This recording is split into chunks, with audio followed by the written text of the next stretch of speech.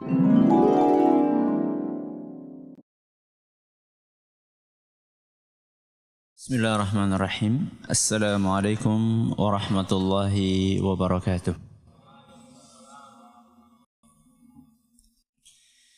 Alhamdulillah rabbil alamin. Wabihi nasta'inu ala umuri dunya waddin. Wa sallallahu ala nabiyyina Muhammadin wa ala alihi wa sahbihi ajma'in. Amma ba'd. Kita panjatkan puja dan puji syukur kehadirat Allah tabaraka wa ta'ala. Pada kesempatan malam yang berbahagia kali ini, hari Rabu tanggal 29 Dzulhijjah 1438 Hijriah yang bertepatan dengan tanggal 20 September 2017, kita masih diberi kekuatan, kesehatan, hidayah serta taufik dari Allah Jalla wa Ala, sehingga kita bisa menghadiri pengajian rutin tafsir kita ini di Masjid Agung Darussalam Purbalingga. Kita berharap semoga Allah Subhanahu wa taala berkenan untuk melimpahkan kepada kita semuanya ilmu yang bermanfaat sehingga bisa kita amalkan sebagai bekal untuk menghadap kepada Allah Jalla wa Ala. Amin. Salam dan salam semoga senantiasa tercurahkan kepada junjungan kita Nabi besar Muhammad sallallahu alaihi wasallam, kepada keluarganya, sahabatnya dan umatnya yang setia mengikuti tuntunannya hingga di akhir nanti. Seperti biasanya, sebelum kita memasuki materi pengajian pada malam hari ini, kita akan membaca surat yang mulia, surat Al-Balad. Mudah-mudahan Allah Subhanahu wa taala memberkahi majelis kita. A'udzu billahi minasy syaithanir rajim.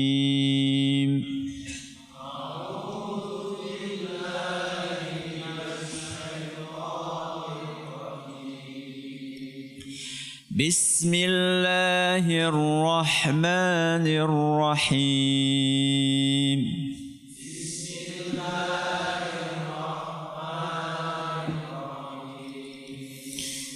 لا أقسم بهذا البلد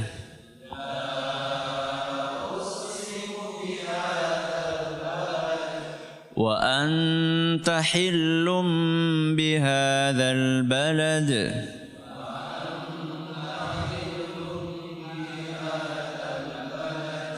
ووالد وما ولد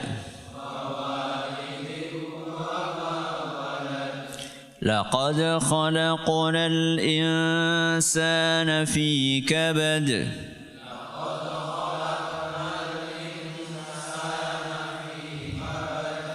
أيحسب أن لن يقدر عليه أحد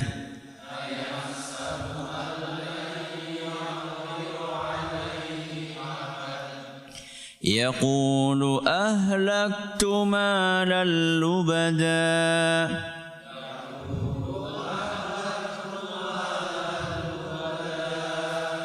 أيحسب أن لم يره أحد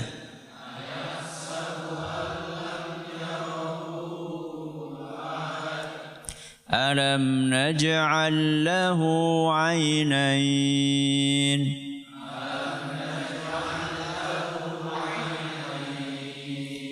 ولسانا وشفتين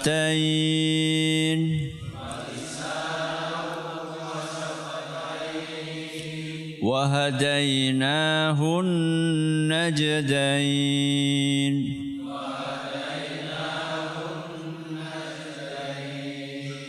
فلاقتحم العقبة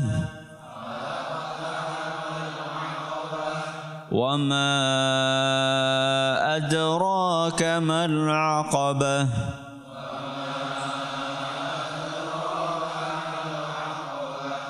فك رقبة أو إطعام في يوم ذي مسغبة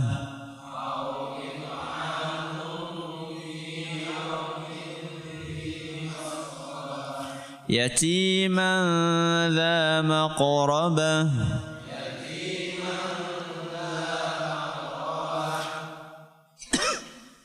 أو مسكينا ذا متربة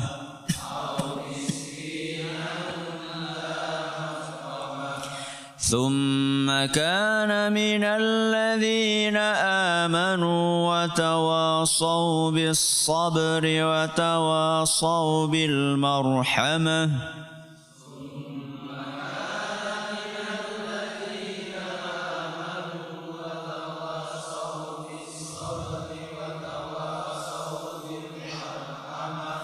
أولئك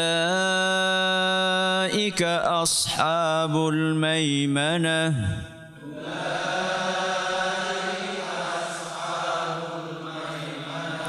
والذين كفروا بآياتنا هم أصحاب المشأمة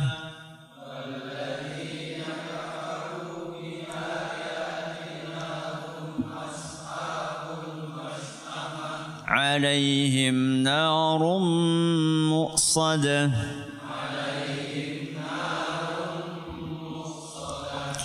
Para hadirin dan hadirat sekalian yang kami hormati dan juga segenap pendengar Radio Fika Insani 88.8 FM di Purbalingga dan sekitarnya, para pendengar Radio Bas FM di Solotigo dan sekitarnya, Radio Roja di Jakarta, di Bandung, di Lampung, di Perau, dimanapun Anda berada, radio kita di Cirebon dan sekitarnya, Radio Al-Hikmah di Banyuwangi dan sekitarnya, dan juga radio-radio dakwah lainnya yang ikut menyiarkan pengajian ini, serta para pemirsa Yufi TV dan Roja TV yang semoga senantiasa dirahmati oleh Allah Azza wa Jalla.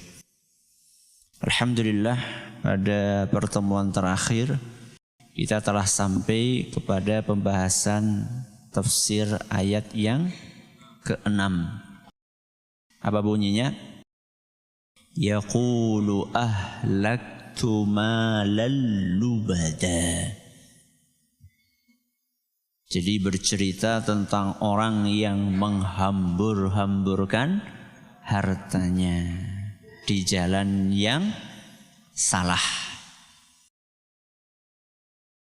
Ayat sebelumnya, yaitu ayat yang kelima, apa bunyinya?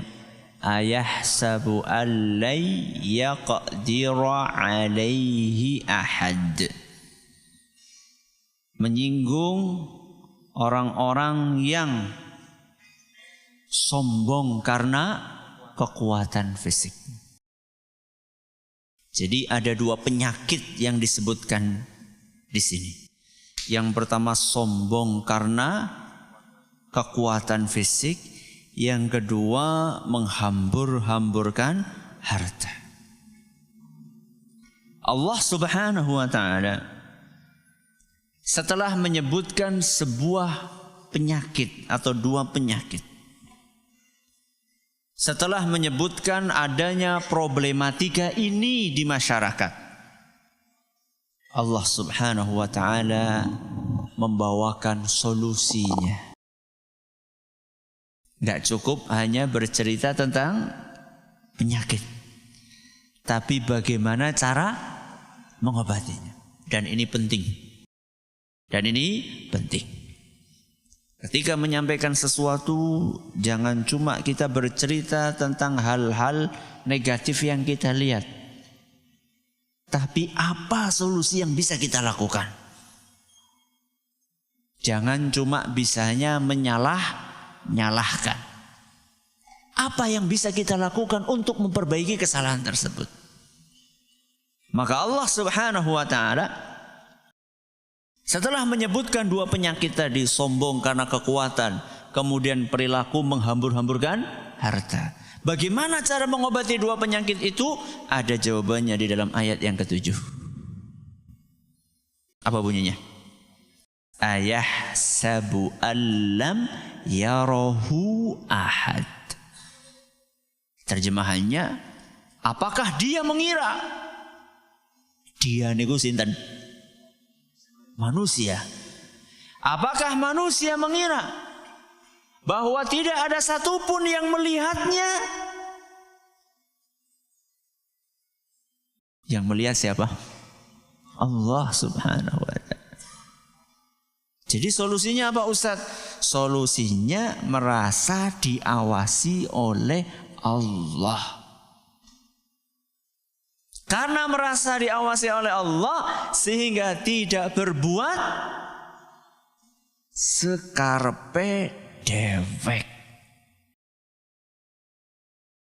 Dalam istilah ulama kita, perasaan selalu diawasi oleh Allah itu istilahnya apa? Apa? Muraqabah. Apa? Muraqabah. Apa muraqabah tadi? Merasa selalu diawasi oleh Allah. Perkataannya atau perbuatannya? Semuanya. Ketika sendirian atau ketika di depan umum? Semuanya. Ketika di rumah apa di kantor? Semuanya. Sekarang apa besok? Semuanya, selamanya. Itu namanya muraqabah. Dan kita di zaman ini, di zaman yang fitnah, ujian, godaan tersebar di mana-mana, kita sangat butuh yang namanya muraqabah. Kenapa kok korupsi nggak selesai-selesai? Padahal sudah ada lembaga khusus untuk memberantas korupsi. Karena takutnya bukan kepada Allah. Lembaga anti korupsi tersebut manusia. Betul? Betul atau tidak? Betul, isinya manusia. Manusia bisa ngantuk enggak? Bisa ngantuk enggak? Bukan cuma ngantuk, tidur. Ya. Manusia bisa lalai. Manusia bisa disuap. Bisa? Bisa. Kan bisa disadap Ustaz. Ya, nanti lama-lama ada alat untuk anti sadap. Allah Subhanahu wa ta'ala selalu mengawasi kita. Baik ketika kita jadi pejabat atau ketika kita jadi bapak rumah tangga atau ketika kita jadi suami, Allah Subhanahu wa ta'ala maha melihat kita. Apalagi di zaman kita ini, yang namanya maksiat itu gampang sekali untuk kita lakukan. Saya sampaikan dalam pengajian Senin pagi, ya, dalam pengajian Senin pagi. Kalau zaman dahulu orang pengen nonton film yang semi porno, itu harus pergi kemana? Gedung bioskop. Itu pun ada tulisan 17 tahun ke atas. Oh, berarti nek 17 tahun ke atas ora apa-apa itu ya. Dalam agama kita boleh enggak? Mau 71 tahun ke atas enggak boleh. Bukan 17. 71 tahun ke atas tetap enggak boleh. Ya. Artinya terbatas. Kalau sekarang bukan semi porno, sangat porno. Bukan semi lagi, sangat porno. Enggak perlu ke bioskop, cukup modal HP. Makanya banyak para istri yang mengeluhkan suaminya ini berubah. Rajin sholat dulu. Setia kepada pasangan dulu. perhatian kepada anak-anaknya dulu. Sekarang berubah. Sholat telat-telat. Suka marah-marah kepada anak. Gak perhatian lagi sama istrinya. Usut punya usut ternyata punya will. Wanita idaman lain. Di mana diawali itu? Dari sarana teknologi yang dia miliki. Awalnya cuma iseng, ketemu pertemanan di Facebook, kemudian disapa, ternyata merespon, terus terjadi, ternyata teman lama, cinta bersemi kembali. Akhirnya SMS-on, rusaklah rumah tangga. Ini semua bersumber dari kurangnya muraqabah.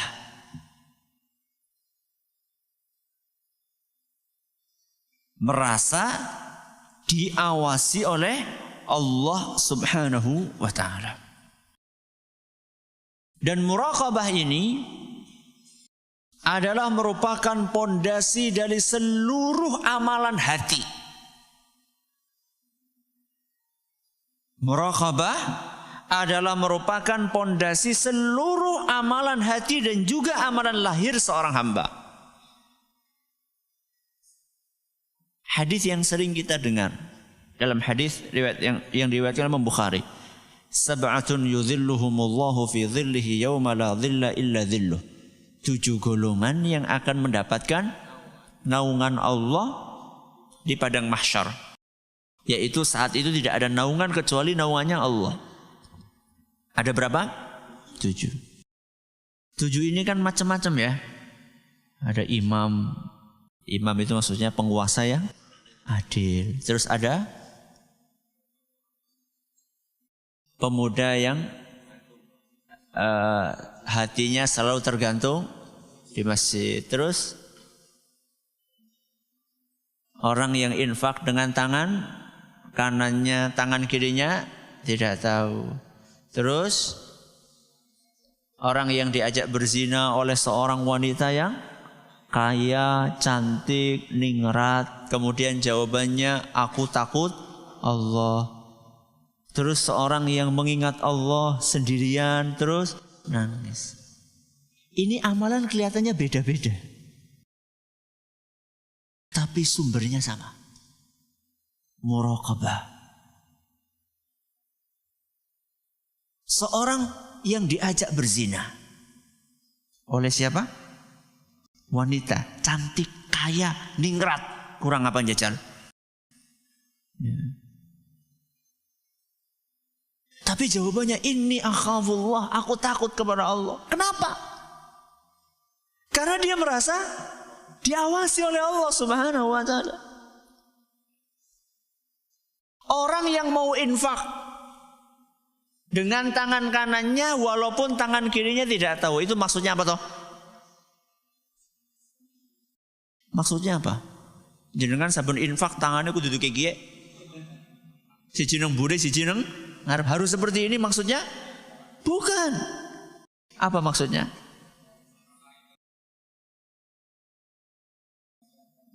Manusia terdekat dengan dia tidak tahu.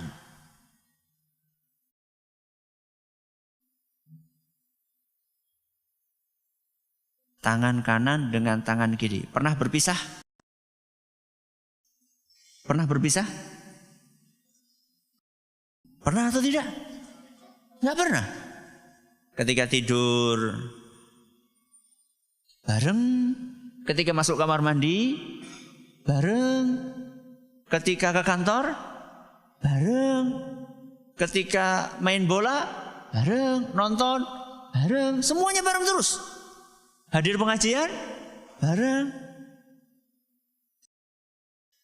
Saya tanya, manusia yang terdekat dengan jenengan siapa?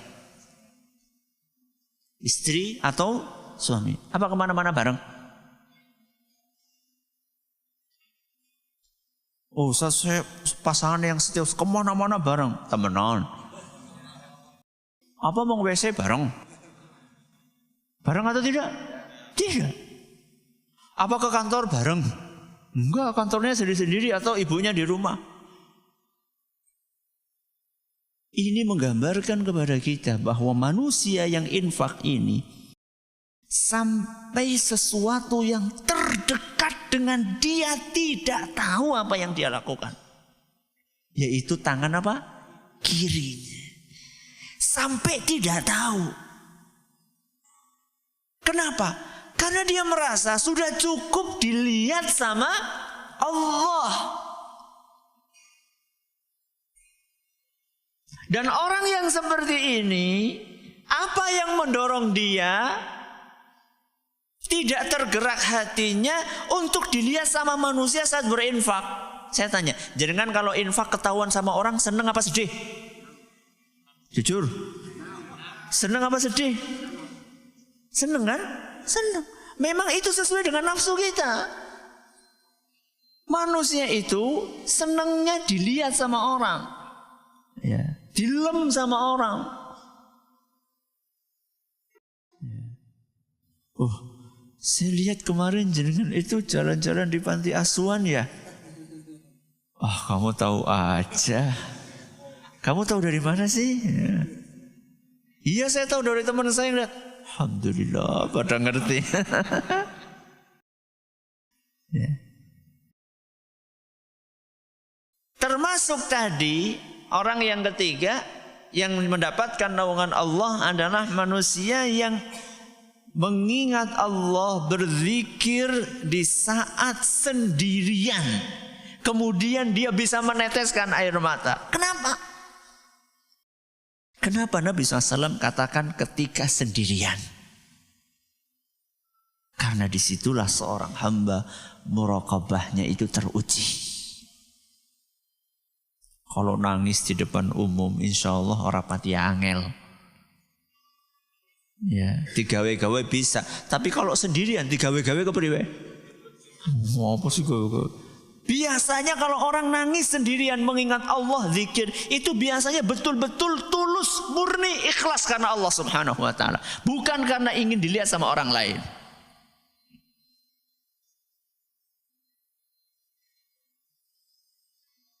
Dan seterusnya. Ya.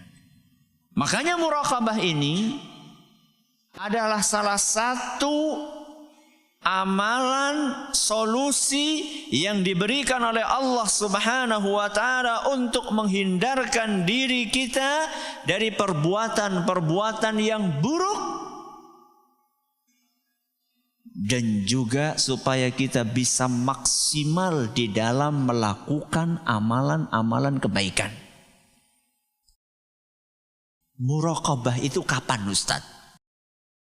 Sebelum, ketika, sesudah.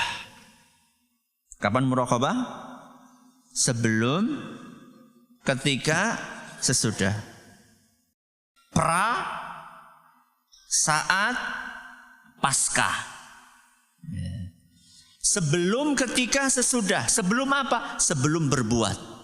Ketika apa? Ketika berbuat. Sesudah apa? Sesudah berbuat. Sebelum berbuat, sebelum melakukan apapun, sebelum mengucapkan apapun, ingat Allah mengawasi kita. Sehingga ketika kita akan melakukan sesuatu, ini baik atau tidak.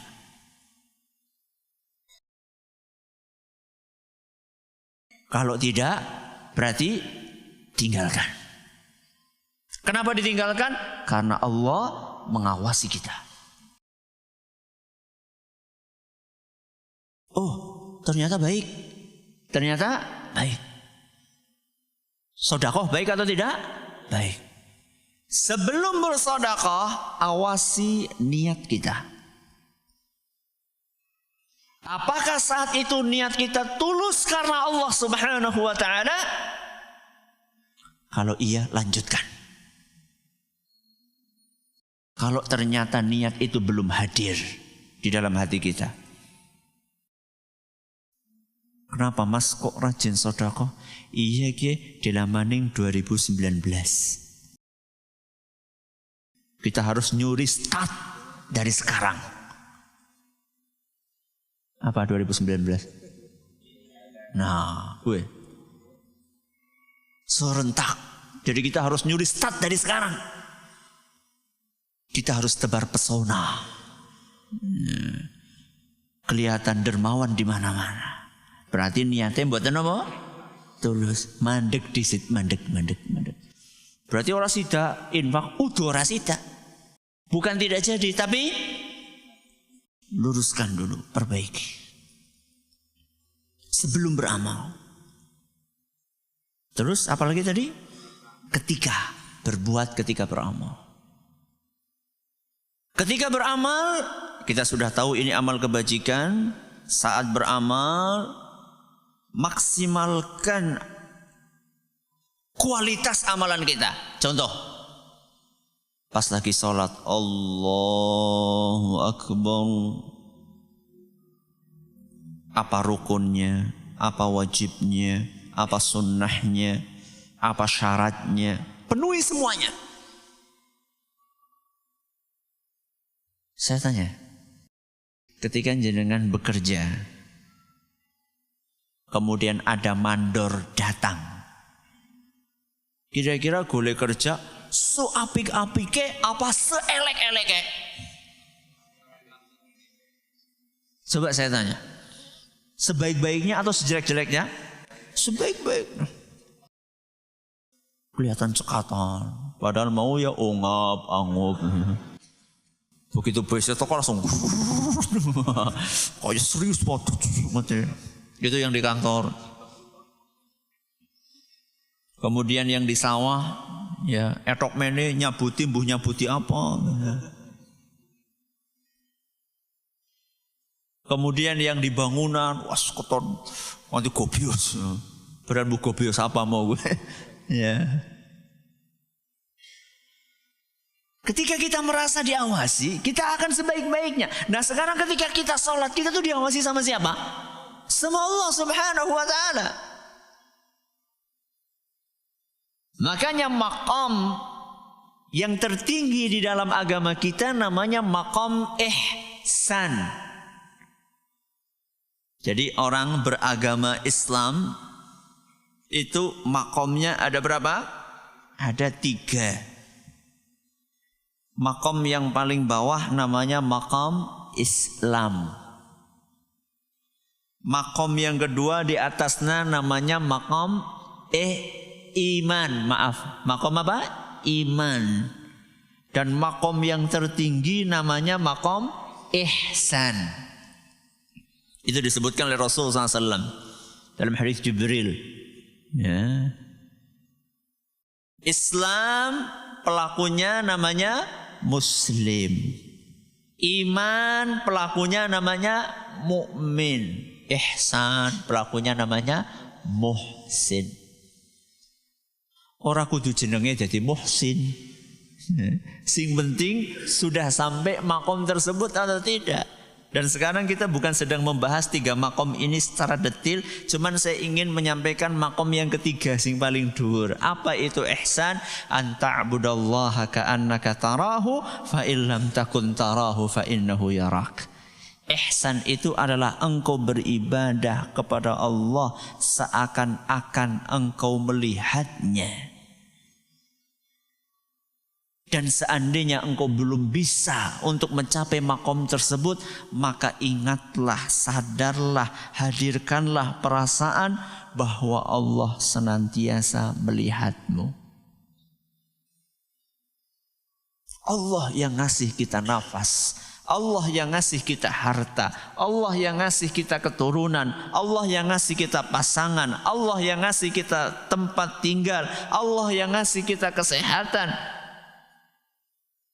Allah subhanahu wa ta'ala yang memberikan kita semuanya sedang menyaksikan apa yang kita lakukan.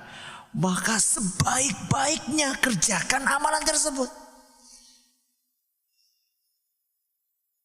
Ketika puasa juga sama. Ketika haji juga sama. Haji berangkat sendirian.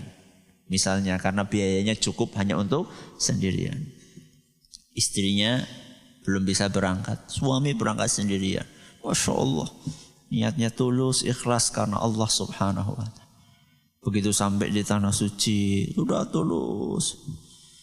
Tapi begitu selesai haji sudah kangen sama apa? Keluarga. Semangat ibadah mulai turun. Ternyata di kanan kiri ada muslimah dari negara lain. Ada muslimah dari negara. Jebule wingi konsentrasi banget sih semandan orang konsentrasi. Jebule ayu ya.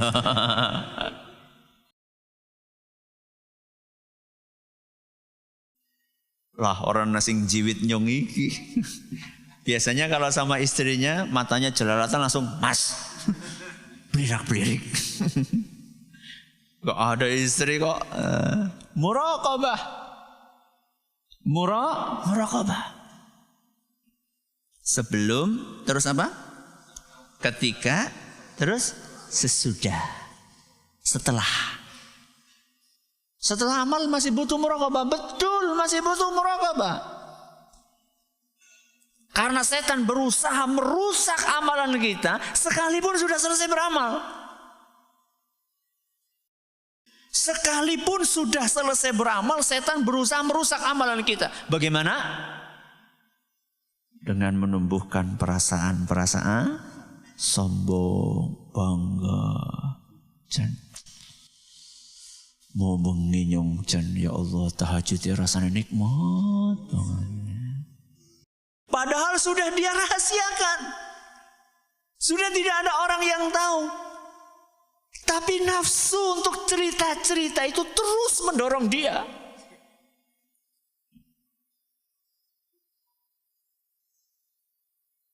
Sehingga ketika ketemu teman di kantor, melihat teman, oh kamu kok ngantuk? Iya tadi malam nonton bola. Kamu kok matanya merah? Iya tadi malam tahajud. Nah, beda mbok. Beramal soleh dikit, pasang status. Ya. Aduh, baru dapat 4 putaran. Istirahat dululah di depan Ka'bah, selfie, cekrek. Nah, posting. Subhanallah. Sekarang ada sebagian manusia apapun diposting. Lagi ngaji, ya madhep nganah, ben backgroundnya keton ustadz. Jadi sambil menghadap ke belakang cepret lagi ngaji.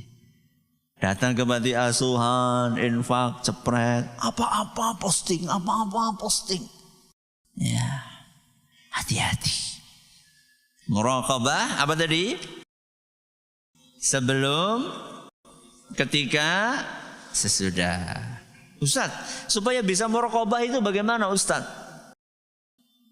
Salah satu caranya adalah memahami, merenungi, mempraktekkan konsekuensi dari Asmaul Husna. Apa? Memahami, merenungi, mengamalkan konsekuensi dari Asmaul Husna. Napa Asmaul Husna? Nama-nama Allah yang mulia. Ya. Jadi ada nama-nama Allah subhanahu wa ta'ala yang membuat kita bisa merasakan pengawasan dari Allah manakala kita memahami nama-nama tersebut. Contoh, Allah punya nama Ar-Raqib. Apa? Ar-Raqib. Ar-Raqib itu artinya yang maha mengawasi. Mau di rumah, mau di kantor, mau di pantai, mau di pasar, mau di mana saja, Allah subhanahu wa ta'ala mengawasi gerak-gerik kita. Mau di kamar, mau di warnet, mau di kamar mandi, mau di mana saja, Allah mengawasi kita.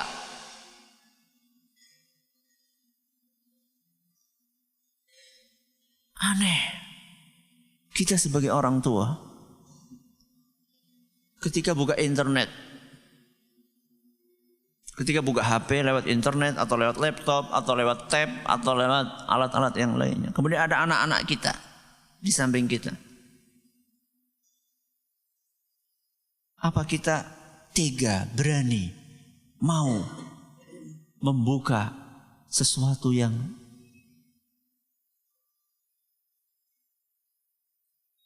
negatif, sesuatu yang berbau pornografi? Tega kita melakukan itu? Tidak. Malu kita sama siapa? Sama anak-anak kita. Tapi ketika kita sendirian, tidak ada anak-anak kita, kenapa kadang-kadang kita terjerumus kepada hal tersebut? Padahal saat itu walaupun tidak ada anak-anak kita, tapi ada Allah Subhanahu wa ta'ala. Sehingga ada seorang datang kepada ulama bernama Wuhaib Ibnul Ward rahimahullah ta'ala. Orang itu berkata kepada Wuhaib, Imam Wuhaib, "Izni, nasihatilah aku." Apa kata beliau? "Ittaqi an yakuna Allah ahwanan nadhirina ilaika." Awas, hati-hati, jangan sampai engkau jadikan pengawasan Allah sesuatu yang paling remeh di matamu. Awas, jangan sampai engkau jadikan pengawasan Allah sesuatu yang paling remeh di matamu. Apa maksudnya? Maksudnya kita menganggap pengawasan Allah sesuatu yang sangat remeh di bawah pengawasan orang-orang manusia biasa. Salah satunya anak-anak kita tadi. Anak kita bisa mencabut mata kita? Bisa mencabut penglihatan kita? Tidak bisa. Anak kita bisa mencabut pendengaran kita? Tidak bisa. Anak kita bisa membuat tubuh kita lumpuh? Tidak bisa. Yang bisa membuat itu semuanya adalah Allah Subhanahu wa ta'ala. Kenapa kita lebih takut kepada anak kita dibandingkan kepada Allah Subhanahu wa ta'ala? Sedangkan Allah Subhanahu wa ta'ala yang menguasai segala sesuatu. Itu Ar-Raqib. Allah juga punya Asmaul Husna yang lainnya, Al-Alim. Apa Al-Alim? Yang maha mengetahui. Wa'lamu annallaha ya'lamu ma fi anfusikum fahdharuh. Sadarilah bahwasannya Allah Subhanahu wa ta'ala mengetahui setiap apa yang kalian lakukan, maka takutlah kepada Allah. Ini dalam surat Al-Baqarah ayat 235. Allah juga punya nama As-Sami' Al-Basir. Apa As-Sami'? Maha mendengar. Al-Basir, maha melihat. Mau diawasi KPK, enggak diawasi KPK, Allah maha mengawasi, melihat setiap gerak-gerik kita. Mau disadap KPK, mau tidak disadap KPK, Allah maha mendengar setiap perkataan kita. Mau lewat HP, mau ketemu langsung, mau ketemunya di restoran, mau ketemunya di kuburan, Allah melihat apa yang kita lakukan. Sekarang kan orang kan takut, mau ketemu di kantor ada CCTV, mau ketemu di restoran ternyata ada mata-mata. Terus ketemu bayi nang kuburan. Transaksi 10%-nya di mana? Di kuburan. Allah maha mendengar, Allah maha melihat. Ustaz, kalau kita sudah punya muraqabah, itu terus keuntungannya Pak Ustaz, kita akan patuh kepada Allah kapanpun dan dimanapun. Karena kita patuh kepada Allah kapanpun dan dimanapun, hati kita akan merasa tenang. Termasuk ketika kita melepaskan anak-anak kita. Sering orang tua ketika akan melepaskan anaknya kuliah di luar kota, was-was, takut. Wah, gimana nanti kalau anak saya terjerumus kepada pergaulan bebas? Bagaimana kalau anak saya tidak bisa mengatur waktunya? Bagaimana kalau anak saya tidak sholat? Itu seandainya dari awal anak kita dan diri kita tanamkan muraqabah. Dari kecil kita tanamkan muraqabah kepada anak kita. Ketika kita lepas anak kita cuma pesan, nak, Allah tahu. Walaupun abi, umi, bapak, ibu tidak tahu. Allah melihat, nak, walaupun abi, umi tidak melihat. Maka ayat yang ke-7 apa? Ayahsabu allam yarahu ahad. Mudah-mudahan kita bisa mempraktikkan ini dalam kehidupan keseharian kita. Terima kasih atas perhatiannya. Mohon atas segala kurangannya kita tutup dengan membaca Subhanakallahumma bihamdika asyhadu an la ilaha illa anta astaghfiruka wa atubu ilaik. Assalamualaikum warahmatullahi wabarakatuh. Jangan lupa untuk subscribe dan share bila kajian ini dirasa bermanfaat.